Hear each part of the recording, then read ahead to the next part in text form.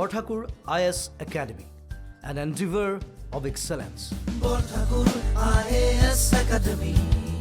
Hello everyone, welcome to Borthakur's IAS Academy, Northeast's premier institute for UPSC and APSC preparation. Today we will be analyzing some important news dated 27th of April 2021. I hope you all are doing really well and are safe at your respective home. Please take good care of yourself and don't step out of your home without mask and sanitizer, and try to maintain social distancing as much as possible. Friends, we do know this is a tough time, but you know what? We are tougher and we will overcome this very soon. Till then, you be safe and please don't lose hope. Continue your preparation, follow our YouTube channel, and please like and share this video. Also, in the description box below, we have provided the link for today's e-paper of the Assam Tribune. You can download it from there. So now let's get started. So, Ajir first news to hoise about the groundwater depletion and cropping intensity. At a recent research says the groundwater depletion, it can reduce the winter cropping intensity by 20% in India, and that is going to affect our economy in a great way, because India is a key producer, second largest producer of wheat and rice, right? And wheat is a winter crop. So first ami sam what are the winter crops that are produced by India, then ami sam irrigation types ki hoy for these winter cropped areas. We will see what are the possible impacts. Then we will find the related problems of groundwater and finally the way ahead, because we all know that UPSC or APSC, when they ask you a question, they will not just expect from you to answer to like elaborate that particular topic, but it will also expect necessary suggestions from you, right? If there is a problem, then there will be a solution, and therefore here also this particular problem has certain solutions, certain ways ahead, and we will be discussing those, right? So let's get started with this topic. Now first we will see what are the winter grown crops in our country. They are wheat, barley, peas, gram and mustard. And as I mentioned, India is the second largest producer of wheat, right? Aru ami janu the huge chunk of our population depends on agriculture for their livelihood, and India is said to be the home for more than 600 million farmers. And because India produces almost 10% of the world crops, then definitely it is one of the largest consumer of groundwater, right? Seasonal rainfall pora to iman besi production nahoy, so that is one of the reason why it is one of the largest consumer of groundwater, and subsequently it has led to the depletion of aquifers across most of the parts of India. When the green revolution started, right, India's impressive like food producing journey, when it started in around 1960s, then what happened, India was highly dependent on the irrigation wells, which allowed our farmers to expand our production in those areas where the rainfall is not much. Dry winter and dry summer season এনেকুৱা ধৰণৰ যিখিনি জাগা আছে তাত because of irrigation wells, green revolution যেতিয়া start হৈছিলে তেতিয়া they emphasized on use of the irrigation wells, and that's how jikhini Punjab and Haryana mainly jikhini states hoy tat cultivation improve hoisile, rice cultivation improve hoisile ba onno jikhini crops grown hoy hekhini production bhal hoisile, and that's how it led to that has intensified in the due course of year and time, and it has led to this unsustainable groundwater use for irrigation, and obviously that has led to the groundwater scarcity. Now friends, we know that groundwater is a critical resource for food security. Current 60% of the irrigation supply, it comes from groundwater, and because of this much pressure on the groundwater for irrigation and also the household use, it has led to its depletion. Because of that, jikhini most affected areas hoy of our nation, they include the northwestern and the central states of our country, right?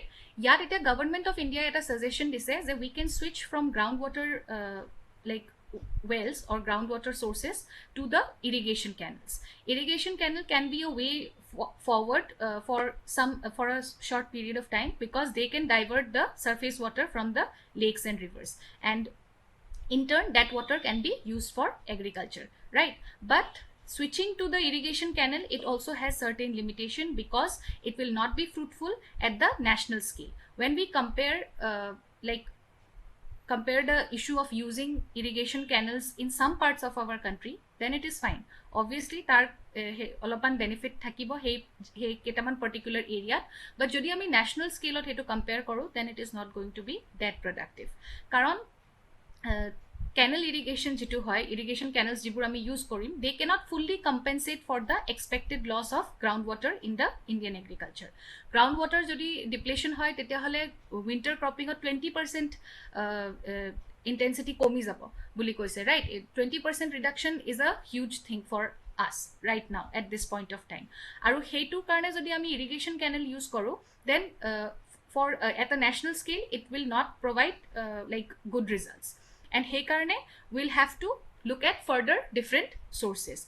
Hetur karone Indian jitu government hoy, they have also they have also pinpointed that the irrigation infrastructure of our eastern states, right, like Bihar, Odisha, if that can be increased, if we can take better, we can make better policies in the eastern India to expand the irrigation there, then what will happen? It will not only increase the agricultural productivity of our country, but it will also release some pressure on the groundwater table from the northwestern and the central Indian states. So that can be one way forward, right? Jikhini jagat applicable hoy for irrigation canals, hekhini jagat ami irrigation canal use korilu.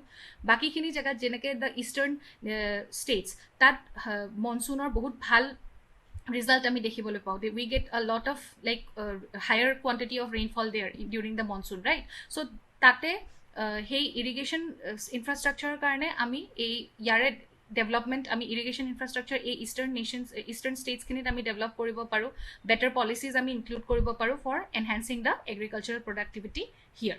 Then we can switch to water saving technologies, sprinkler hog, drip irrigation hog, enko dhoroner technologies bilak jodi ami use koru, then that will be helpful in saving water.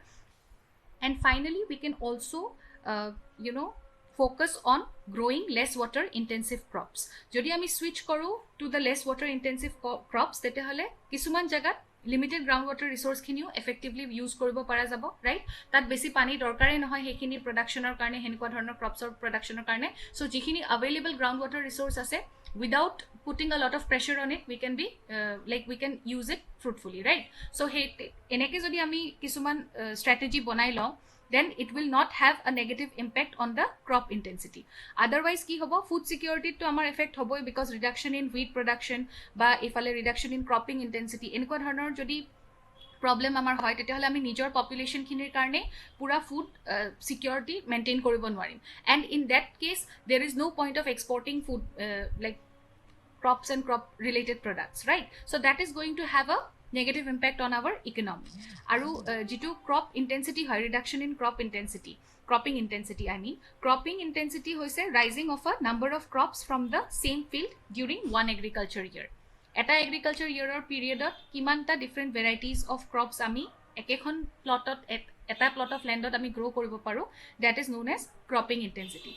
And if we use the groundwater table, right, for growing different varieties of crops in one particular year, then obviously it is going to have a negative impact on the groundwater table. So he karone jodi ami divide korilo amar water resource gutei keta jorpra ami water use korim for the production of our crops, then it will not have any related negative impact on the crop production.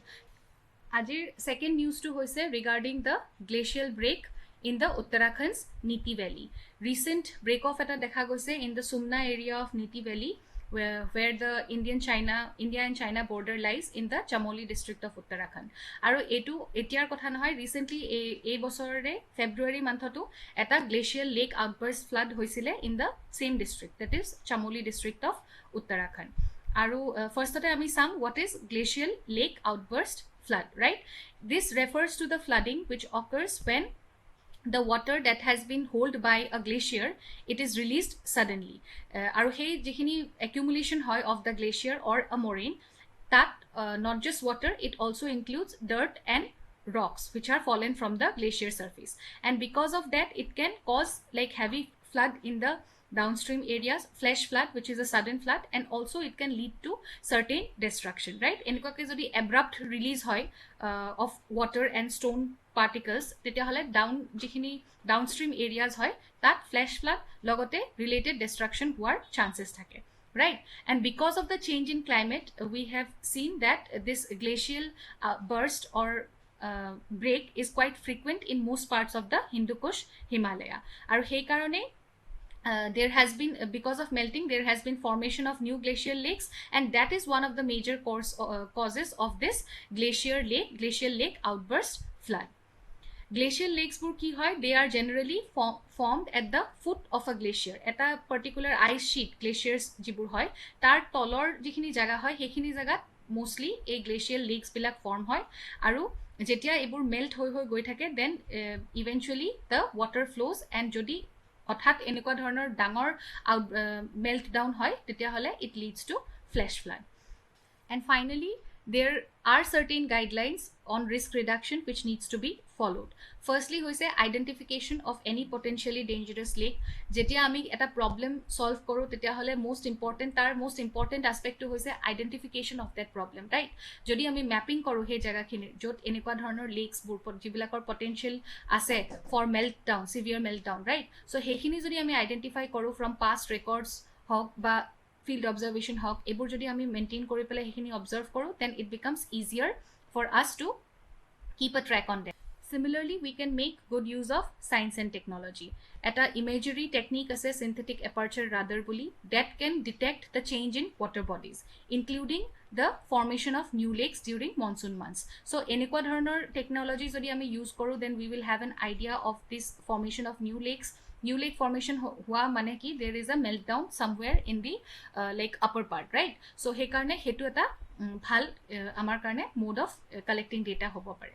Tar logote we can also use the techniques of remote monitoring of the lake bodies from space. So enekwa dhornor different techniques ami use koribo paru. Local jikhini manhu ase teolukok ami teolukor logot cooperate kori pele teolukor majot hojagota borhabo paru ami, right? So that they can also undertake the evacuating activities, they can be involved in the evacuating activities. Ekhini ami koribo paru. Tar logote early warning systems kisuman ami provide koribo paru for the like nearby people jikhini tate include jikhini tate thake hoday. So teolukor karone jodi ami eneko early warning systems kisuman ব্যবহার করো মানে implement করো তাতে, so they will be aware and then they can save themselves, so tetia level of distraction will reduce. Eneke we can train ourselves to cope up with this particular situation. And the next news is regarding Russia's withdrawal from International Space Center. After working and collaborating for more than 2 decades, Russia has finally announced that it would be withdrawing from the International Space Station in the year 2025. And by 2030, Russia is all set to start its own journey by setting up its own space station, which it is going to launch into the orbit by 2030. And this space module is being assembled by the Energia Corporation and is set to cost at least $5 billion. Now this news, this development is coming at a time when the relations between Russia and the West is, moving from bad to worse. Last year, US accused Russia of carrying out weapon tests after a projectile was, said to have been fired from the Russian satellite. And in return, Russia has blamed US for treating the entire space station as a military theater. So this kind of tension is growing between the US and Russia, and at the same time Russia has recently announced that it is going to withdraw from the International Space Station by 2025. So this International Space Station, what is a space station? First of all, a space station is a large spacecraft which remains in the lower Earth orbit, and it is there for a certain period of time, which acts as a large laboratory in space. And there all the astronauts, they go and stay there for a few weeks or maybe months and carry out their experiments on microgravity in microgravity circumstances, right? And this International Space Station, it was set up in the year 1998, and since then it has been providing exemplary cooperation between the participating agencies. which includes NASA, Roscosmos from Russia, JAXA from Japan, ESA Europe, and CSA Canada. This space station, has seen more than 3,000 research work, okay, and they have conducted experiments in almost various disciplines, which includes human physiology, biology, physical material, and space science. Now, Russia has always been a very crucial member of the International Space Station right from its inception, because the advanced Russian modular space station construction technology, this has benefited not just the International Space Station but also all the other member agencies. আৰু চবতকে important পাৰ্টটো হৈছিলে ৰাছিয়াৰ Soyuz passenger ভেহিকেলখন, which was used for transporting the astronauts to the International Space Station. Okay, because in the year 2011, US retired its space shuttle program. Our tarpisot NASA has spent around $3.9 billion, okay, which is a huge sum of money between the years 2011 to 2019. Aru hetu homoyot for transporting, for carrying their astronauts to the space station, NASA spent this huge amount on the Soyuz flights. Recently, last year ki korile Russia's logot a jetu dependency asile that ended because US started to use the SpaceX system developed by Elon Musk. Eto apnaloke hunise sage SpaceX system or kotha, aru obviously because of that it was a big financial blow. Russia's jetu eta good source of income asile from NASA, it stopped, right? Aru tar logote aru eta jetu তেওঁলোকৰ rivalry বা যেটো এটা tension asile hetu grow hoisile because Russia rejected a US offer to be a part of the Artemis program, that it was a NASA's program to return astronauts to the lunar surface. On one hand, what they did, they rejected this offer of US, right? But at the same time, in this year, March 2021, Russia signed an agreement with China to jointly develop a lunar base. So because of that also, the tension has been increasing. There is a series of activities which has led to this increased tension between both the parties. And now when Russia is going to withdraw from the International Space Station, obviously this seems to be the situation does not seems to be very good, right? And Russia moi jeto agote mention korilwe je it will be launching its own space station by 2030, আর তার কারণে এটা huge amount তেওঁলোকে দিও আছে, মানে খৰচ কৰিবলে হেতু মানে তেওঁলোকে প্ল্যান কৰিছে. NASA, on the other hand, they have ruled out from retiring from the International Space Station until at least 2028. And they have also mentioned that they are going to continue to use it even after that by upgrading certain key systems. Jodi kiba systems upgrade koribo lage, so for better studies and research work, they will be upgrading that and they will continue to use it.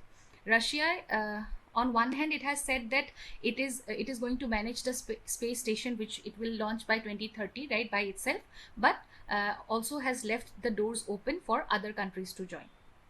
Next, jeto news hoise, it is about the initiative taken by Association of Southeast Asian Nations, ASEAN, to end the violence in Myanmar. It started when the military of Myanmar, it dismissed its government headed by Aung San Suu Kyi in the year February 2021, right? And here the leaders of the Association of Southeast Asian Nations, they have agreed upon 5 points that will focus on ending this episode of violence and how they can work accordingly to bring better days for the population of Myanmar, right? So these 5 points includes ending of violence. They will try to work on those points which will stop this ongoing violence in Myanmar, and a constructive dialogue among all the parties. All the parties will sit together and will bring about their own point of view, which will be constructive in nature and that will work on ending the tense situation there.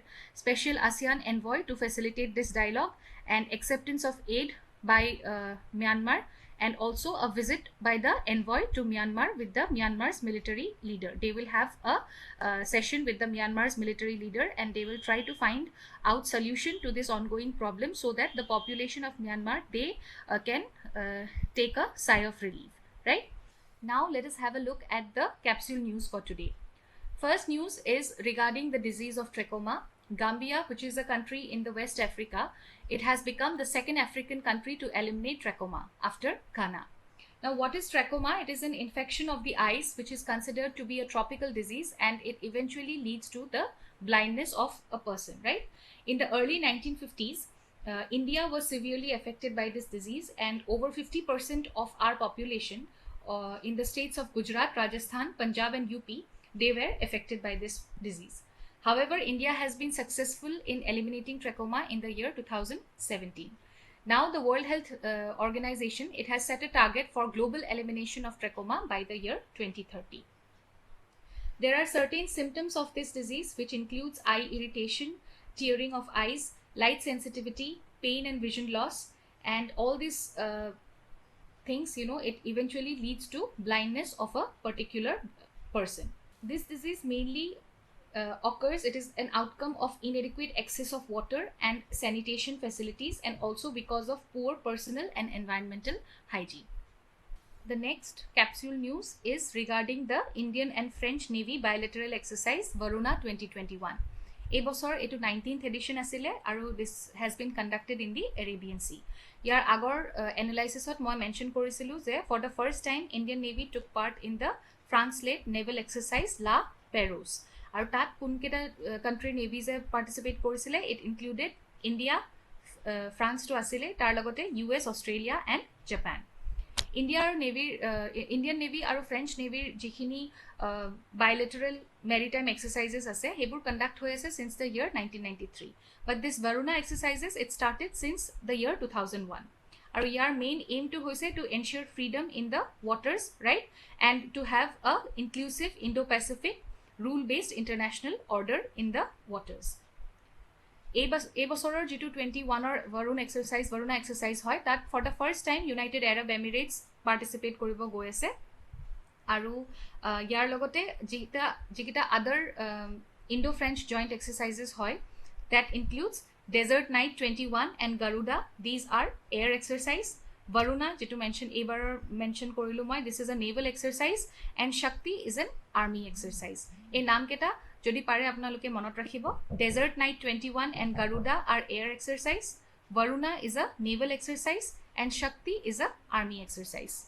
And now let us have a look at the questions for today. Question number 1, where is Lake Chad located? Number 2, the growing use of technology in the election process has made cyber security a crucial issue. Analyze. Number 3, discuss the relevance of biotechnology in the growth trajectory of India. Number 4, BIMSTEC can act as a suitable replacement of SAARC in India's neighborhood foreign policy domain. Critically analyze. And the last question for today, question number 5, discuss the major factors that are responsible for the origin of ocean currents across the globe. So this was all for today. Thank you so much for watching this video. Please like and share, and also don't forget to subscribe to our channel. I'll see you all again tomorrow with another session of newspaper analysis only at Borthakur's IAS Academy, Northeast's premier institute for UPSC and APSC preparation. Till then, take care of yourself and your family and keep learning. Bye-bye. Borthakur IAS academy প্ৰস্তুতি আৰু অধ্যয়নৰ নিৰ্ভৰযোগ্য ঠিকনা। Borthakur IAS Academy।